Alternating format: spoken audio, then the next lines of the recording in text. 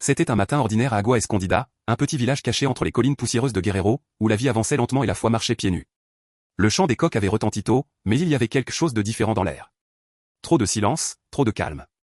Doña Carmen, aux mains ridées et au cœur fort, ouvrit la porte de sa cabane en adobe, espérant voir, comme toujours, son petit-fils, Tadeo, jouer avec une brindille ou nourrir les poules. Mais ce matin-là, la chaise était vide, le lit intact, le sac d'école accroché et une douce odeur de pain fraîchement cuit flottait dans l'air, sans qu'aucun feu ne soit allumé. Le cœur serré, elle marcha jusqu'à l'église du village, cet endroit où chaque prière restait suspendue au plafond comme une étoile sans tomber. Et là, devant l'image de la Vierge de Guadalupe, elle trouva quelque chose qui ferait trembler n'importe qui, un morceau de pain enveloppé avec tendresse, le chapelet bleu ciel de Tadeo et une bougie allumée que personne ne se souvenait avoir posée, mais de Tadeo, pas la moindre trace. À midi, tout Agua Escondida s'était arrêté. Hommes, femmes, vieillards, tous cherchaient l'enfant parmi les broussailles, les ruisseaux et les chemins de terre. Personne ne l'avait vu sortir, personne ne l'avait entendu partir. Il ne restait que le pain et la Vierge. Et à partir de cet instant, Agua Escondida cessa d'être un village de plus sur la carte pour devenir le théâtre d'un mystère qui toucherait les cœurs les plus incrédules. Tadeo avait à peine 10 ans, mais ses yeux marrons avaient déjà appris à regarder avec la patience des grands. Il était mince comme une tige de haricot, la peau tannée par le soleil de Guerrero, un sourire qui s'allumait même les jours sans pain. Il vivait avec sa grand-mère, Doña Carmen, dans une humble maison au toit de tôle et aux murs d'adobe fissurés. Ses parents étaient partis au nord à la recherche de travail et ne sont jamais revenus. Mais Tadeo ne les pleurait pas. Il disait que Dieu leur avait donné un autre chemin et qu'il restait pour prendre soin de sa grand-mère et des saints du village. Tous les matins, avant d'aller à la petite école rurale, Tadeo passait par l'église. Il n'entrait pas toujours, mais il jetait un coup d'œil par la porte entr'ouverte, et il saluait la Vierge de la main et lui disait « Je suis là, Vierge Marie. Aujourd'hui, je me suis bien comporté, hein. » Personne ne lui avait appris cela. C'était quelque chose de personnel, une habitude née de l'âme. Doña Carmen lui racontait des histoires de saints, de miracles, de la façon dont la Vierge prenait soin des plus petits et des plus pauvres. Et il écoutait les yeux brillants, comme quelqu'un qui entend parler du ciel lui-même. Parfois, quand il y avait un peu de pain ou de fruits en trop, Tadeo en prenait une partie et la déposait en silence aux pieds de la Vierge. Elle a faim aussi, disait-il. Certains voisins riaient, d'autres le regardaient avec tendresse, mais tous étaient d'accord sur une chose. Cet enfant avait quelque chose de spécial, une foi qui ne semblait pas de ce monde. Il aimait cueillir des fleurs sauvages sur la colline et les mettre dans une petite boîte devant l'autel. Il ne demandait jamais de jouets ou de bonbons, seulement que sa grand-mère ne tombe pas malade, que la pluie arrive à temps pour les récolter, que la Vierge l'écoute, même à voix basse. Une fois, Doña Carmen lui a demandé ce qu'il demanderait à Dieu s'il pouvait lui parler en face à face. Et lui, sans hésiter, répondit « Que personne n'ait faim, grand-mère. Ni les enfants, ni les vieillards, ni la Vierge Marie. » Tadeo n'avait rien, ni chaussures neuves, ni jouets, ni téléphone. Mais il avait quelque chose que le monde moderne avait oublié, la certitude qu'il est plus important de donner que d'avoir, et cette certitude le conduirait à vivre le plus grand mystère que ce village ait jamais imaginé. La vie à Agua Escondida n'était pas facile. L'eau n'arrivait que 2 fois par semaine, la terre était sèche et le travail rare. Les hommes qui le pouvaient partaient en ville ou au nord et ceux qui restaient survivaient comme Dieu le leur permettait. Doña Carmen vendait des bouquets de coriandre, d'épinards et de menthe qu'elle cultivait dans un coin de terre à côté de la maison. Parfois, elle préparait aussi des tortillas pour les voisins qui ne pouvaient plus pétrir. Ce n'était pas grand-chose, mais avec cela et la pension minimale qu'elle recevait, elle gardait de quoi manger sur la table. Tadeo aidait à tout ce qu'il pouvait, arrosait les plantes avec des seaux, balayait la cour et accompagnait sa grand-mère au marché, toujours avec une vieille casquette sur la tête, un sac à dos sur l'épaule et les yeux attentifs, au cas où il trouverait quelque chose qui pourrait encore servir. Un jour, il a trouvé un couvercle en plastique et a dit que c'était un plat béni pour les offrandes à la Vierge. Un autre jour, une fleur fanée qui a revécu dans de l'eau sucrée. L'école rurale était à une demi-heure de marche, entre les pierres et la poussière, mais il y allait avec joie. Ses cahiers étaient usés, mais il écrivait avec soin. Les enseignants l'aimaient. Il était curieux, respectueux et, quand on parlait de religion, il levait la main avec enthousiasme. Ma grand-mère dit que la Vierge écoute quand on parle avec amour, disait-il avec une foi qui désarmait tout le monde. Parfois, il n'y avait pas assez pour le petit déjeuner. Alors, Doña Carmen coupait le pain en 2, donnait la moitié à Tadeo et gardait un thé. Mais plus d'une fois, en arrivant à l'église, en allant en classe, il laissait sa moitié devant l'autel. Elle prend soin de moi, disait-il à voix basse, en laissant le pain sur une serviette propre. Elle doit avoir faim aussi. Les autres enfants le regardaient avec étonnement, certains se moquaient. Idiot, ce pain est pour toi, pas pour une statue. Mais Tadeo souriait seulement, il ne s'offusquait pas. Il savait quelque chose qu'il ne savait pas. Doña Carmen, en l'apprenant, essaya de le gronder une fois. Mon fils, pourquoi fais-tu cela si tu sais que nous n'avons pas de quoi faire plus? Et lui, avec sa logique simple, répondit, parce que le peu que nous donnons avec amour, grand-mère, devient beaucoup pour elle. Ce n'était pas la première fois qu'ils avaient faim, ce ne serait pas la dernière. Mais il y avait toujours une fleur sur l'autel, un pain partagé, une bougie allumée, un murmure d'espoir. Les nuits froides, quand le vent descendait des montagnes et que l'estomac gargouillait, Doña Carmen étreignait Tadeo fort, comme si sa foi pouvait lui donner de la chaleur. Dieu n'oublie pas les petits, mon petit. Il voit ce que personne ne voit, lui murmurait-elle à l'oreille. Et Tadeo, les yeux fermés, répondait comme en prière, et la Vierge Marie ne me laisse jamais seul. Ainsi vivait-il jour après jour, sans luxe, sans certitude, mais avec une foi qui soutenait le toit, les pieds et l'âme. Et personne, pas même eux, n'imaginait que quelque chose d'aussi simple qu'un demi-pain ouvrirait les portes du sacré ce matin-là.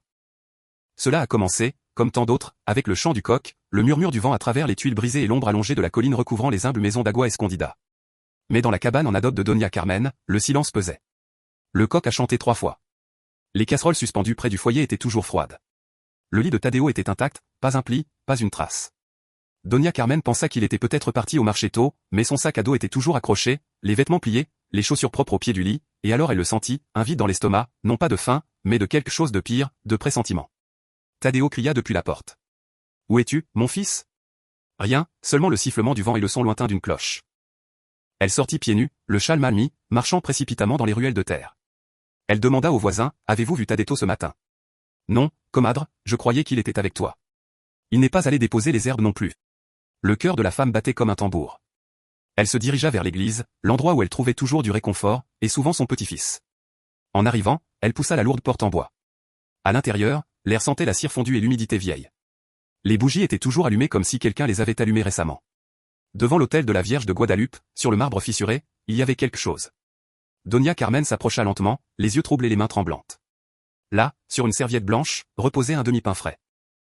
À côté, une chaîne de chapelet de couleur bleu ciel, la même que Tadeo portait au cou depuis sa première communion, et rien de plus. Il n'y avait aucune trace de l'enfant. Personne au village ne l'avait vu sortir. Aucun chien n'a aboyé. Aucune porte n'a grincé. C'était comme s'il s'était évanoui, sans faire de bruit. À midi, tout le monde en parlait. Le curé du village demanda le calme. Quelques hommes partirent à sa recherche sur les chemins. Des femmes priaient sur la place. Des enfants laissaient des fleurs devant la Vierge, comme s'ils voulaient rappeler Tadeo avec leurs propres gestes. Mais le plus étrange n'était pas la disparition, mais le climat. Malgré la chaleur étouffante qui dominait habituellement Guerrero, ce jour-là, l'air était frais. Un vent doux parcourait le village comme si quelqu'un d'invisible marchait entre les maisons. Les plus âgés commencèrent à murmurer. Cet enfant avait quelque chose de spécial. Il donnait toujours le peu qu'il avait. Peut-être que la Vierge l'a appelé. Doña Carmen, assise sur un banc, serrait entre ses mains le chapelet bleu. « Si tu l'as pris, mère très sainte, que ce soit pour prendre soin de lui, dit-elle d'une voix brisée. Mais s'il est perdu, rends-le-moi, ne serait-ce qu'un petit moment. » Et alors, quelque chose d'autre se produisit. Une colombe blanche entra en volant par l'une des fenêtres brisées et se posa juste au-dessus de l'autel.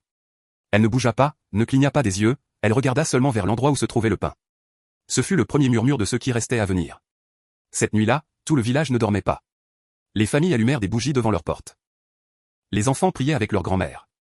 Les hommes allaient et venaient avec des lanternes à la recherche de Tadeo dans les champs de maïs, parmi les broussailles du ruisseau et sur les sentiers qui montaient à la colline. Mais Doña Carmen ne bougea pas du temple.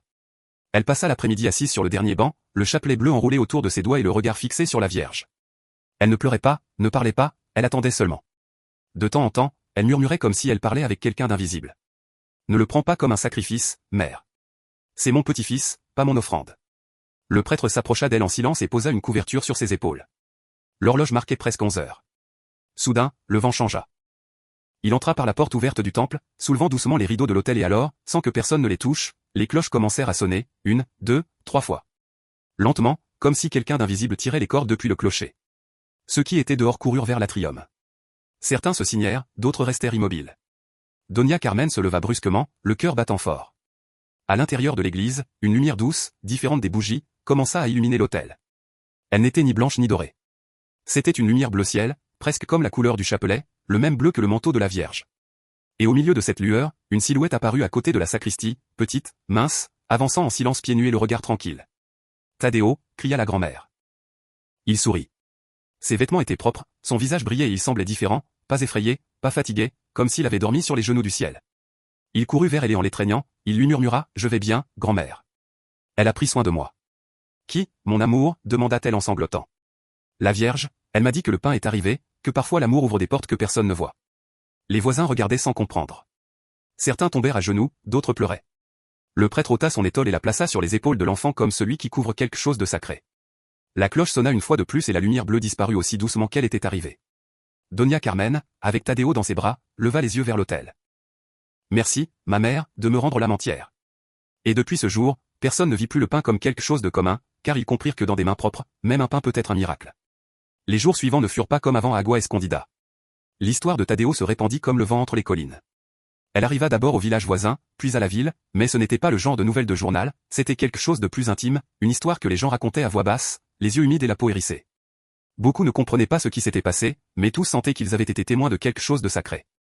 Tadeo revint à ses routines, mais plus rien n'était pareil. L'enfant restait le même, aimable, joueur, aidant sa grand-mère à ramasser des nèfles et à arroser les plantes. Mais il y avait dans son regard une paix profonde, une sérénité qui déstabilisait les adultes. Quand quelqu'un lui demandait ce qui s'était passé, il souriait seulement et disait « Elle a pris soin de moi et m'a dit que parfois Dieu répond avec du pain ». Sa réponse n'était pas suffisante pour les curieux, mais elle l'était pour les cœurs simples. Doña Carmen, qui avant parlait peu, commença à recevoir des visites de mères qui voulaient que leurs enfants jouent avec Tadeo. Arrivèrent aussi des vieillards malades, même des jeunes, qui n'avaient jamais mis les pieds dans l'église, seulement pour s'asseoir sur le même banc où elle avait prié. Là, ils se sentaient tranquilles et quelque chose d'autre commença à changer. Les voisins commencèrent à laisser de petits morceaux de pain dans la chapelle à côté de l'endroit où Tadeo avait laissé le sien, parfois avec une note « Merci pour le travail d'aujourd'hui ou aidez-moi à trouver du réconfort ou je vous donne simplement le peu que j'ai ». Ce n'était pas une tradition officielle, il n'y avait pas de règle, seulement une foi partagée, une foi qui ne demandait pas d'explication, une foi née du geste pur d'un enfant qui n'a pas voulu tout garder pour lui. L'hôtel improvisé grandissait. Une petite table usée devint un espace sacré. Les gens l'appelèrent le coin du pain partagé.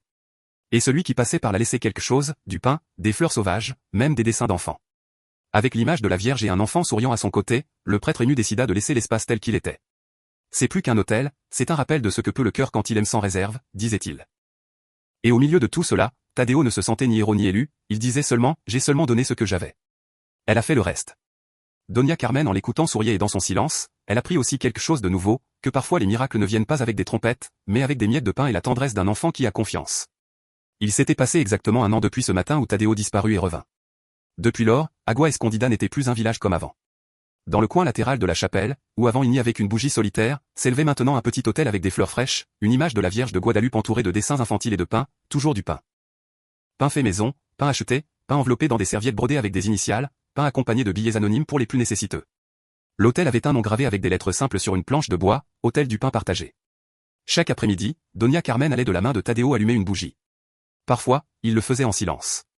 Parfois, il racontait une anecdote de la journée ou une nouvelle histoire qu'il inventait. Mais toujours avant de partir, Tadeo laissait un petit morceau de pain et un regard vers la Vierge plein de gratitude.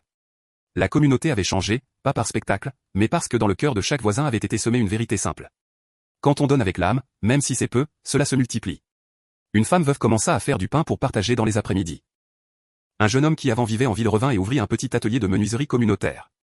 Même le maire du village ordonna de restaurer la chapelle et de mettre plus de bancs, mais personne ne toucha l'hôtel improvisé. Il était sacré. Un journaliste arriva une fois à la recherche de sensationnalisme. Il demanda à Tadeo ce qu'il ressentait d'avoir été touché par le divin. L'enfant répondit seulement « Je ne sais rien des miracles. Je sais seulement que j'ai donné mon pain et qu'elle l'a reçu ». Doña Carmen, en voyant tout cela, pleura en silence, un après-midi assise sur le premier banc, non pas de tristesse, mais de quelque chose de plus profond, humilité, gratitude et certitude. Son petit-fils, si petit et généreux, avait été l'instrument de quelque chose qui allait bien au-delà de sa compréhension. Et dans l'air, chaque fois que l'on entendait les cloches de l'église, il semblait flotter une phrase que tous comprenaient, bien que personne ne la dise. Ce qui est donné avec amour ne se perd jamais. Il y a ceux qui croient que les miracles ne se produisent qu'entre les anges et les cieux ouverts, mais parfois ils naissent du geste le plus simple. Un enfant, un morceau de pain et une foi qui ne demande rien, a seulement confiance. Tadeo n'a pas disparu. Tadeo a été trouvé dans les cœurs de ceux qui ont appris à donner sans attendre rien en retour. Et vous, laisseriez-vous votre dernier pain devant la Vierge? Avez-vous déjà eu une expérience où la foi a été votre seul réconfort? Racontez-nous dans les commentaires. Peut-être que votre histoire, comme celle de Tadeo, touchera l'âme de quelqu'un d'autre. M.